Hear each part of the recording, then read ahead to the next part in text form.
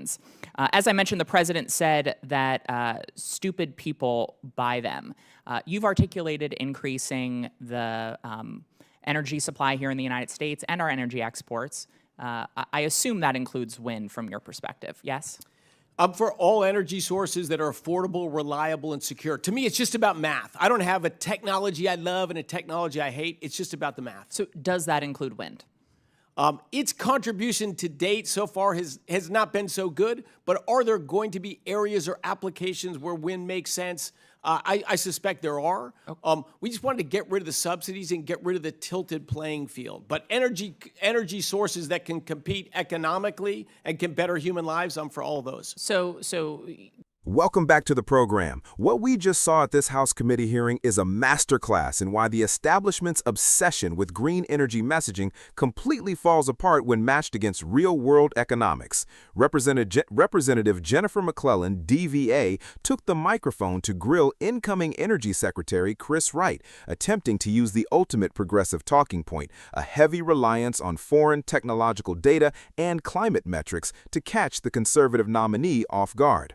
From a conservative perspective, this hearing matters because it exposes the intellectual bankruptcy of modern energy policy. For years, the left has pushed a radical, subsidies-driven environmental agenda that undermines American grid reliability while ignoring the massive coal-powered reality of our global competitors.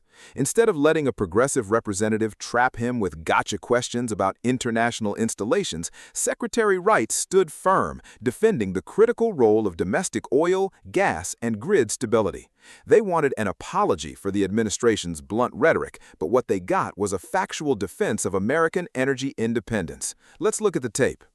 If you are sick and tired of the mainstream media protecting radical environmental agendas, hit that like button and subscribe right now. I'd like to recognize Representative McBride of Delaware. Thank you, Mr. Chairman, and thank you to you and Ranking Member Lofgren for holding this hearing, and thank you, Mr. Secretary, for joining us. In the last few months, President Trump has given the world a masterclass on what energy insecurity looks like. President Trump's war in Iran has shown us that energy security cannot mean dependence on a single fuel source. It cannot mean dependence on one supply chain, and it cannot mean dependence on one region of the world. It seems every other country is learning that lesson except for us.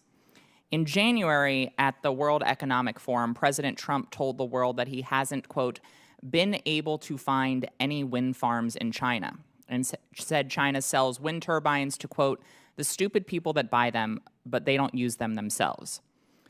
Secretary Wright, have you or anyone in your department been able to find any wind turbines in China? We haven't looked. You haven't looked. Well, it seems like the president apparently has explored all 3.6 million square miles of China and apparently declared at Davos that China isn't using any wind turbines. As I mentioned, the president said that stupid people buy them. You've articulated increasing the energy supply here in the United States and our energy exports. I assume that includes wind from your perspective, yes? For all energy sources that are affordable, reliable, and secure. To me, it's just about math. I don't have a technology I love and a technology I hate. It's just about the math. So does that include wind? Its contribution to date so far has not been so good, but are there going to be areas or applications where wind makes sense?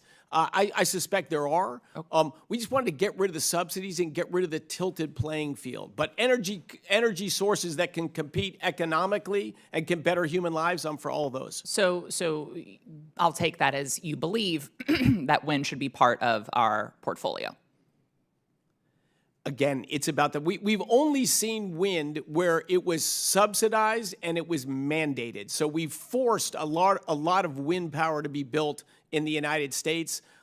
Its net impact has been upward on electricity prices because it's not dispatchable. It's just when you get a cold front that sits there, the wind doesn't blow. If you're not there at peak demand, you don't matter to our electricity grid.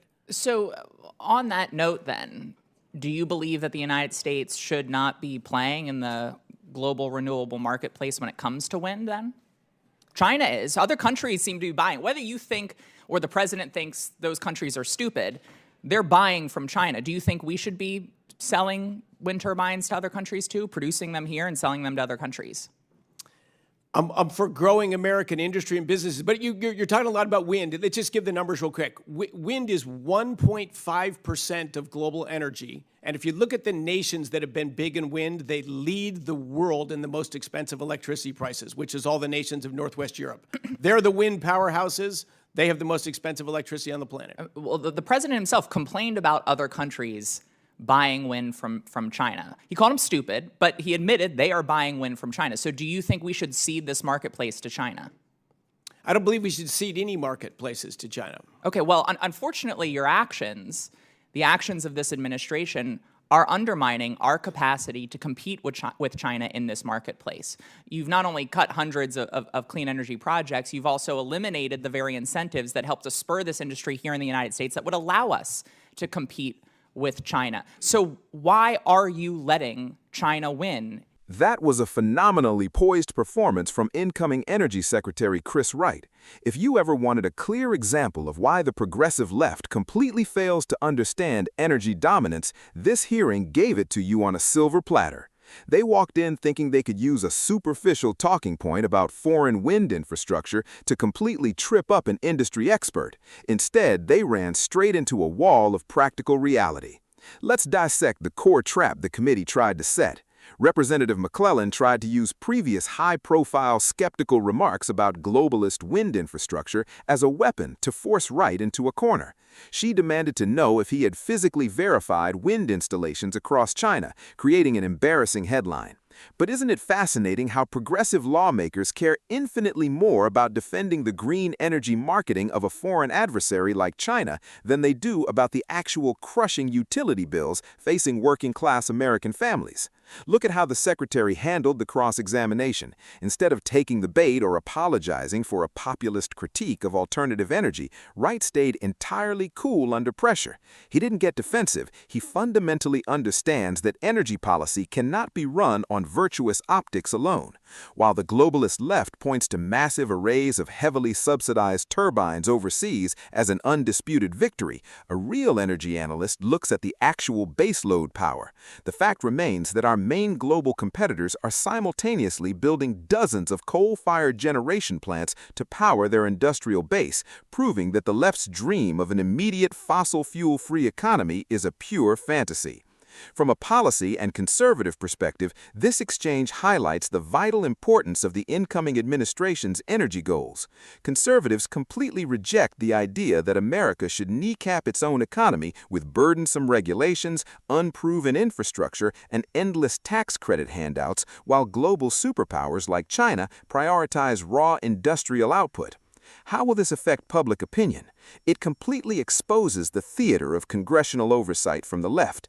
When normal, hard-working Americans see an incoming secretary refuse to blink in the face of academic gotcha questions, it builds massive confidence. They see a leader who isn't going to sacrifice our nation's grid security to please progressive narrative enforcers. This confrontation was a huge win for common sense. It proved that the new conservative leadership isn't going to let legacy bureaucrats or progressive ideologues micromanage our power infrastructure with empty slogans.